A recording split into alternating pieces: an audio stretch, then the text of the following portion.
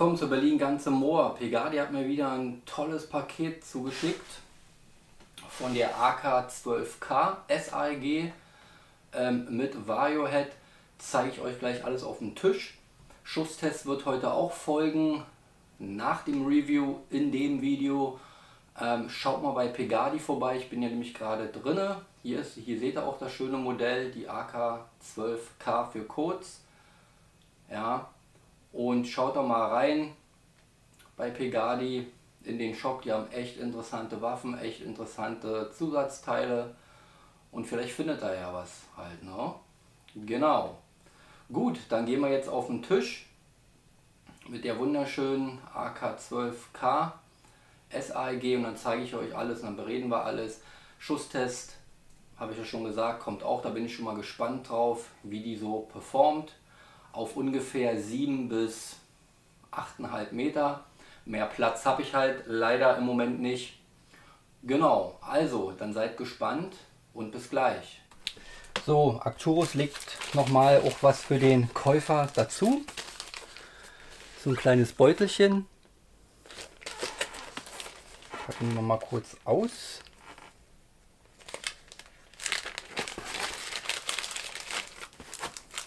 Da haben wir einen coolen Magneten von Arcturus. So ein biegsam. Dann haben wir für die Biertrinker einen Bierdeckel von Arcturus. Ja, glänzt auch schön, so in Roségold. Mega schön. Kann man natürlich auch halt ohne Alkohol diesen Bierdeckel genießen, indem man sich ein Milchglas draufstellt oder einen Orangensaft genehmigt. Aber mega schön. Schön, dass sie dran gedacht haben. Und dann haben sie hier noch so einen Tamir-Stecker oder keine Ahnung wie das heißt, Tamir-Stecker. Sowas, glaube ich. Könnt ihr ja unten in die Kommentare schreiben, wenn das falsch ist. So ein Stecker brauchen wir aber nicht, liegt aber bei. Packen wir das mal hier wieder rein.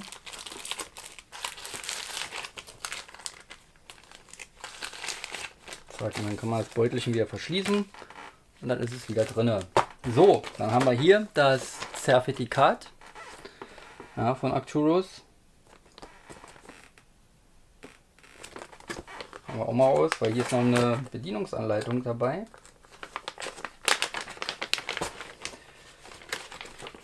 Dann schauen wir uns die nämlich mal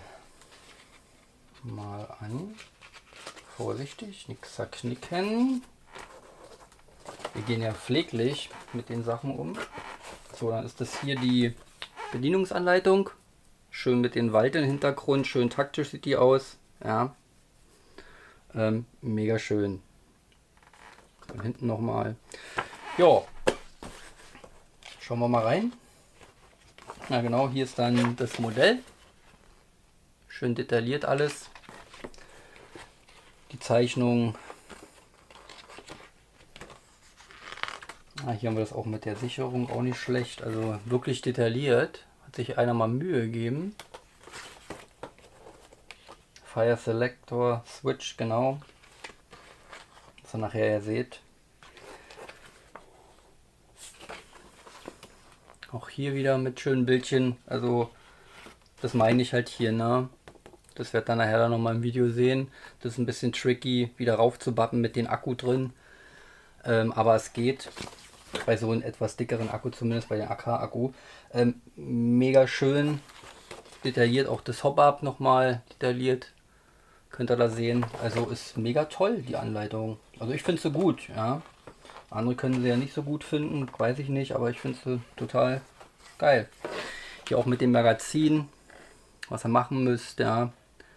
Wie ihr es befüllen müsst und so weiter. Und hier Kimmer und Korn nochmal. Also ist mega, mega schön gemacht. Also wirklich selbsterklärend alles. Alles in Englisch. Ja, hier auch nochmal. Also nicht schlecht. Bin begeistert. Können die stundenlang mir angucken. Hier auch nochmal mit den, werden wir nachher dann sehen. Der Reinigungsstab liegt hier auch bei. Ja, wie ihr das zu reinigen habt. Und so weiter. Oder könnt. Genau, hier auch noch.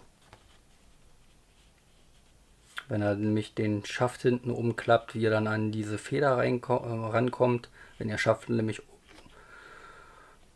umgeklappt ist, müsst ihr eine Schraube hier lösen. Also alles schön detailliert wiedergegeben. Also mega schön. Was haben wir hinten noch? Sound, okay. Und dann habt ihr hier noch so einen Notizblock, falls ihr irgendwas aufschreiben wollt. Ja. Genau, also finde ich nicht schlecht, die Anleitung. Mega schön, packen wir sie auch wieder rein. Also tolle Anleitung. Also selbsterklärend mit schönen Bildchen, dass es auch jeder versteht und erklärlich halt ist. Ne? So, was packen wir mal hier. Dann haben wir das Pegasi Schussprotokoll von 1 bis 10 gekront. Erster Schuss 1,18 Joule. 10. Schuss 1,18 Joule. Dazwischen drin 1,16, 1,19, 1,15, 1,20. Also ziemlich konstant das Ganze. Und mit 0,20 Gramm BBs wurde hier gemessen. Also schön für eine SAEG. Verständlich, dass das halt da konstanter ist halt, ne? Und hier haben wir auch noch mal was Schönes. Haben wir hier noch mal schöne Aufkleber von Arcturus mit 2 AK-Modellen.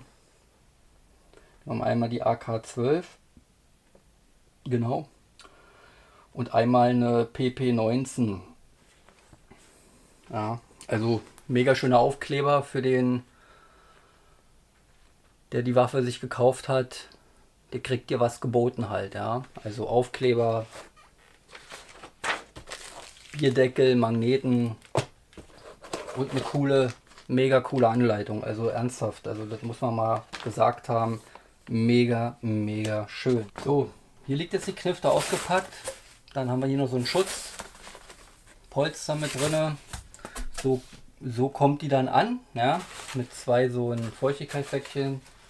Die nehmen wir mal hier hin. Und so sieht die Knifte dann halt in der Verpackung aus. Ja, jeweils 2 Magazine, Waffe. Mehr gibt es nicht. Und die ist halt auch schön nochmal gepolstert. Hier ist das Magazin drin, was ich vorhin euch gezeigt habe. Ja. Sieht auch mega schön aus.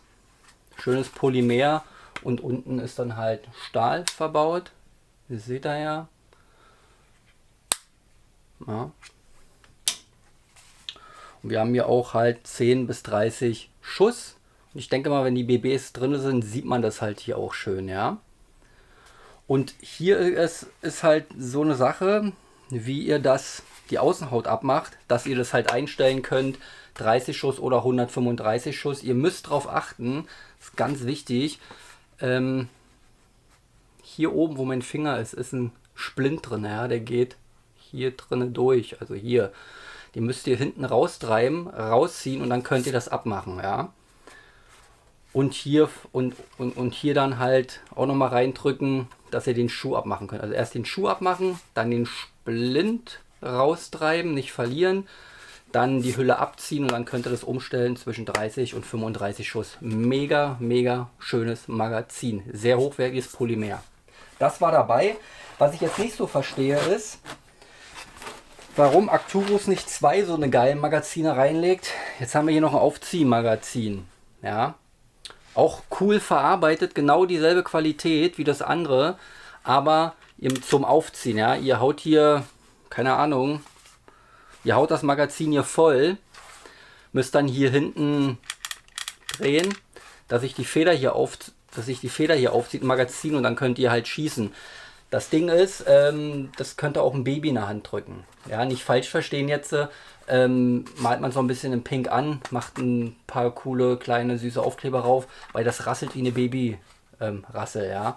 Finde ich nicht so cool für den Preis, dass hier so ein Magazin dabei ist. Aber die Magazine sind ja nicht teuer, also nicht so wahnsinnig teuer. Da könnte man ja sagen, man bestellt sich, so wie ich jetzt, noch 2 so eine Magazine dazu, wie hier eins drin ist. Und dann habt ihr 3 so eine coolen Magazine und dann könnt ihr das hier in der Ecke schmeißen oder halt eben hier drinnen lassen. Ja, genau. Weil die sind halt nicht so teuer. Genau. Aber Magazine sind mega schön von der Verarbeitung. Dann haben wir hier noch das die Kimme. Ja, die müsst ihr erst ranbappen, also raufsetzen. Und dann könnt ihr die Waffe schießen. Was haben wir hier noch im Lieferumfang? Muss mal hier ein bisschen raus. Und was ich hier richtig cool finde, diesen langen Stab. Ja, hiermit könnt ihr das Vario-Head einstellen. Ja, da geht ja in den Lauf rein, zeige ich euch nachher mal in den Lauf rein, bis es klickt. Und dann könnt ihr das halt die Energie selber ein bisschen verändern. Coole Sache, dass dieser Stock dabei ist. Und hier haben wir noch so einen Putzstab. Hier vorne kommt dann halt ein kleines Läppchen ran. Und dann könnt ihr den Stahllauf schön reinigen. Ja genau, Stahllauf. Wir haben hier einen innenliegenden Stahllauf verbaut. Mega geil, wie ich finde. Genau, das war halt alles, was so dazugehört. Dann haben wir hier jetzt die Knifte, wie ihr seht. Ja. Schön schwer. Ich hoffe, man sieht das hier alles schön. Ja. Ihr könnt da dann ans Op-Up ran. Ja. Hier der Schubschaft. In 1, 2, 3 Positionen. Ja, rastet auch schön ein.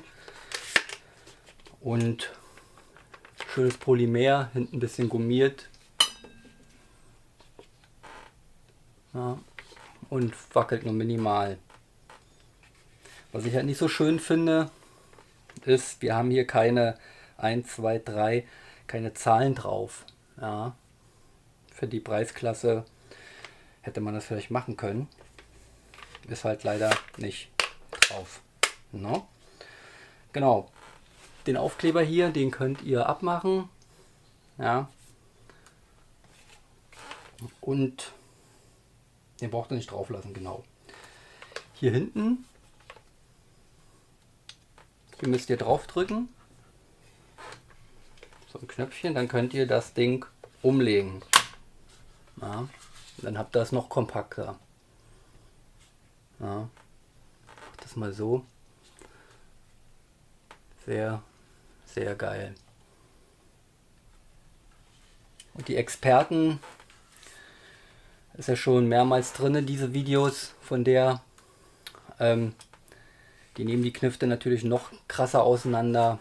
Ich finde sie jetzt schon so schön, ja, und finde das auch immer wieder geil, dass Pegasi hier so eine Upgrade-Version raushaut. Da braucht man nicht mehr viel dann upgraden, also für mich zumindest nicht. Mir reicht es so halt aus und die ist mega schön. Wenn ihr das Ding wieder zurückhaben wollt, einfach wieder ein bisschen ziehen. Und dann rastet das Ding wieder schön ein. Ja. Wir haben hier noch 545 mal 39. Hier, das ist das Originalkaliber. Das ist nämlich kein 7,62er, die AK-12 in der scharfen Version, sondern nur 545 mal 39. Ja, wir haben hier eine schöne Schiene für Red Dots. Ja, die führt sich hier dann weiter fort. Das ist hier auch alles Stahl. Hier dann der Handguard, wo meine Hand jetzt hier ist, das ist Polymer, sehr, sehr hochwertiges Polymer. Und das glänzt halt auch so ein bisschen, schimmert halt ein bisschen. Da ist verstärkt damit mit Glasfaser noch mit drin. Deswegen hat man hier so eine coole, glänzende, schimmernde Optik. Ja. Und hier habt ihr auch noch an den Seiten Schienensystem dran, so wie hier auch und hier auch. Ja. Und ich würde euch raten, das Red Dot hier rauf zu machen. Weil das Ding müsst ihr dann abmachen, wenn der Akku reinkommt. Das zeige ich euch aber dann nochmal. Genau. Dann haben wir hier das Teil. Das müssen wir nach oben klicken, rausziehen und dann kriegt ihr den Body hier ab. Und da müsst ihr den Akku dann einsetzen. Zeige ich euch auch nochmal. den Akku. Das ist ein spezieller Akku, hat mir Pegasi auch noch mitgeschickt. Genau. Dann haben wir hier noch, so ist jetzt gesichert, ne? In dem Zustand hier. So. Könnt ihr jetzt schießen.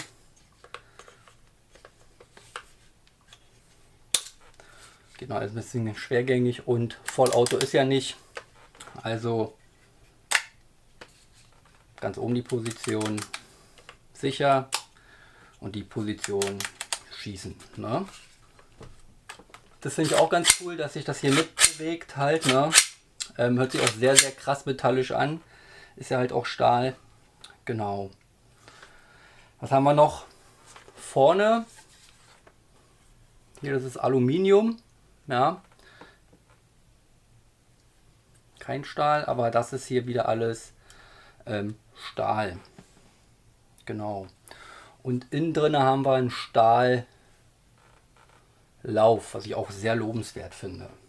Ja, dann machen wir mal das Magazin rein. Auch ganz cool. Setzt hier halt, also ich finde das auch cool, dass halt Arcturus dran gedacht hat und diesen Schacht hier ein bisschen höher gesetzt hat. Ja. Dann klappt das halt sehr gut mit dem Magazin. Einfach nur hier, zack, und dann ist es halt schon drin. Ja.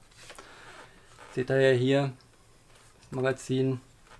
Dann habt ihr hier hinten Nippel, wo mein Daumen dran ist, zack, und dann geht es wieder raus. Und dann müsst ihr es halt hier unten einsetzen. Und dann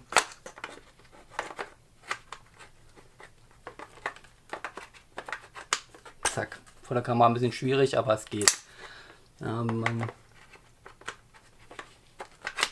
genau, und dann ist auch bombenfest und macht auch einen sehr coolen Eindruck. Ja.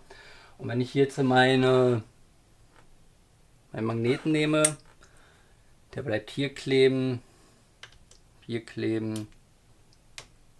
unten kleben, hier auch. Hier nicht, das Aluminium habe ich ja schon vorhin gesagt. Hier kleben. Das Ding könnt ihr auch rausmachen. Habt ihr auch bestimmt schon in Videos gesehen hier vorne. Das Teil mache ich jetzt nicht. Hier ist auch magnetisch, auch mega gut.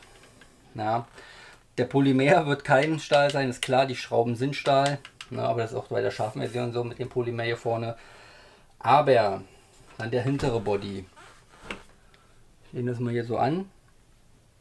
Stahl.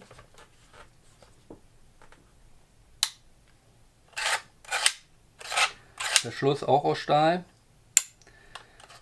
Ja. Stahl. Stahlschiene oben. Sicherungsstahl.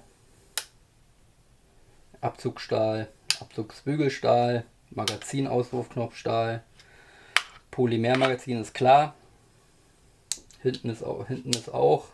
Gut, hier ist der Motor halt wahrscheinlich noch verbaut.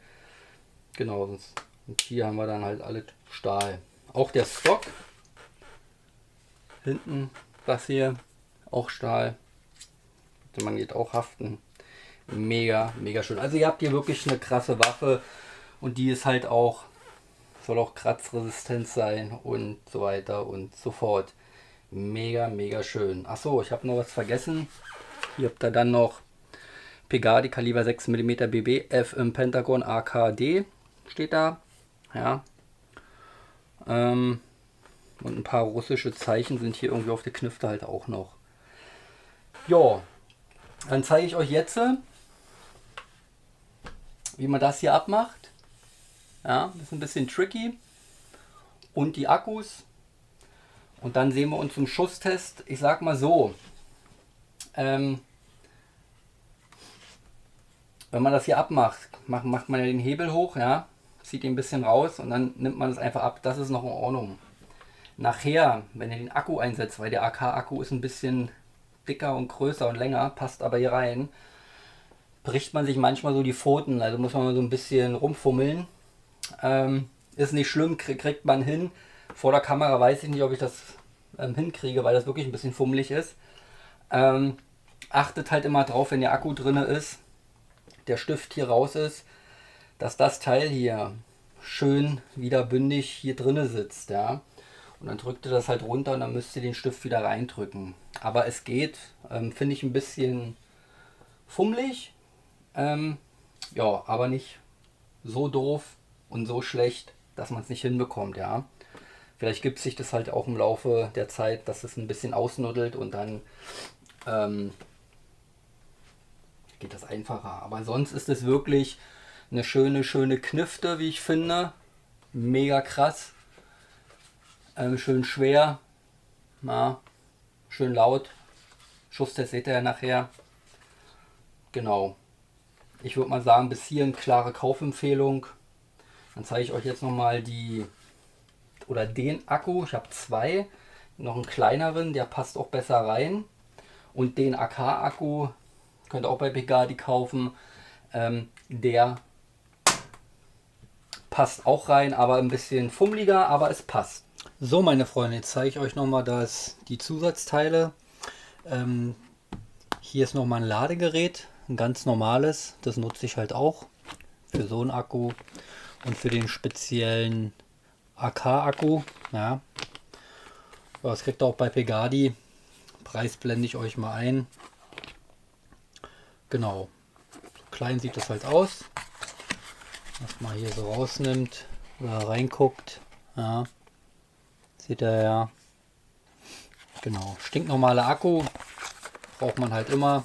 Ist auch nicht so teuer. Kann man halt diese Akkus halt bedenkenlos laden. Hier haben wir jetzt von Pegadi einen AMAX 1200 Milliampere. Ja, ist ein bisschen kleiner.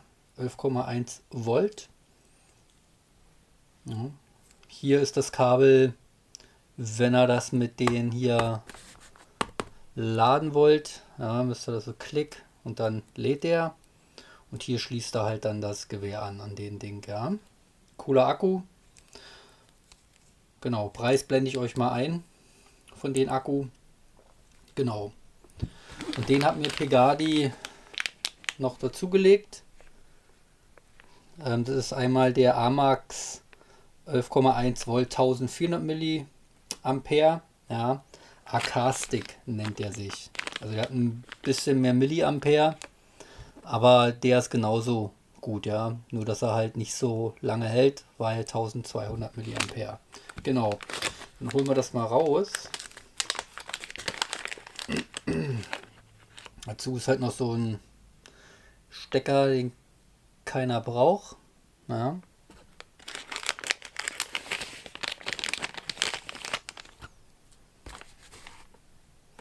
Und hier ist der lange AK-Akku, wenn ihr das so seht, ja. Hier steht auch nochmal drauf.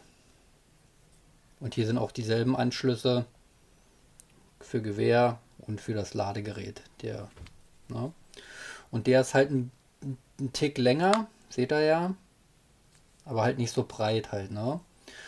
Und bei denen war es halt so, es war ein ganz schönes Gefriemel. Müsst ihr halt immer aufpassen, dass er halt hier nicht die Kabels abdrückt oder das Gewehr wieder zumacht. Aber sonst geht das, ja. Sozusagen. Genau. Ja, das war es eigentlich schon. Coole Akkus. Gibt es auch bei Pegadi. Ist ja von Pegadi und Preise blende ich euch ein. Dann hat man halt mit dem Ladegerät noch ein cooles Set. Ja. Und wie gesagt, ist auch nicht so teuer, dieses Ladegerät, der Charger. Genau. Dann zeige ich euch jetzt mal kurz nochmal die Waffe, wie das mit den Hebel geht. So, jetzt zeige ich euch das nochmal mit dem Variohead. Ich zeige das mal so rein hier, ja. Das ist dieser Stab. Der hat hier so ein, sieht aus wie so ein Innenbus. Ja. Den führt er hier ein über den Lauf. Ja. Dann sieht das halt so aus. Ich mache das jetzt mal so, bis er einen Widerstand merkt. Ja, bis er nicht mehr hier weiterkommt im Lauf. Und dann könnt ihr halt drehen nach links oder nach rechts. Ja. Und halt die Joules-Zahl nochmal einstellen. Mega cool, ja, wie ich finde. Genau. So, und dann zeige ich euch das nochmal, wie man den Akku reinbekommt. Also ihr seht ja hier diese kleine Nase, wo mein Finger da ist. Das müsst ihr nach oben, zack, machen. Ja, und dann, das kann auch nicht rausfallen. Ja, das wird hier gehalten. Und sieht das dann so aus. Und dann könnt ihr das hier einfach abnehmen. Seht ihr? Und dann habt ihr hier das Stahlblech. Das lege ich mal hier weg. Und dann habt ihr hier diese Technik drin. Seht ihr? Hier diese Verkabelung. Und hier kommt dann der Akku ran. Hier, ja. Und dann müsst ihr den hier übers System legen. Ja, und das ist halt ein bisschen tricky, weil der ziemlich lang ist.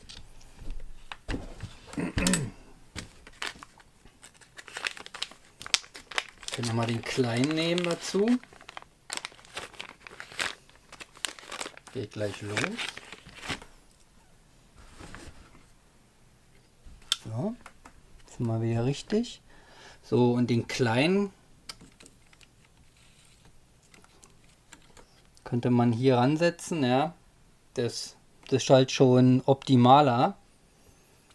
Und dann schließt man den hier an. Alles nicht so einfach vor der Kamera. Also jetzt ist der angeschlossen, seht ihr ja hier. Jetzt hängt der hier dran, ja. Und jetzt könnte man den hier so reinbappen, weil der ein bisschen kleiner ist. Und dann wird es halt ein bisschen tricky. Dann müsst ihr halt das Teil wieder raufsetzen. Hier, das hier. Mache ich jetzt nicht. Geht ganz gut, wenn man nicht vor der Kamera ist. Und ihr müsst halt hier gucken, dass diese ganze Kabelei halt nicht gequetscht wird, wenn ihr das Teil hier wieder raufpackt. Ja, auch ganz wichtig. Und dann könnt ihr schießen halt, hört ihr ja.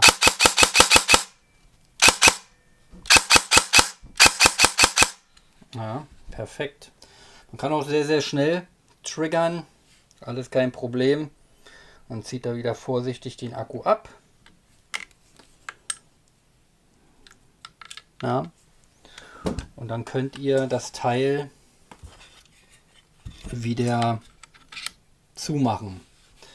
Vor der Kamera ist das halt ein bisschen schlecht. Geht auf jeden Fall. Ich denke mal, wenn die Waffe halt bespielt ist, dass es dann halt alles ein bisschen einfacher geht. Aber es ist kein Hexenwerk. Kann man machen. Entweder halt auch den Akku, den kleineren oder den speziellen AK-Akku. Ja. Genau. Gut, dann gehen wir jetzt zum Schusstest.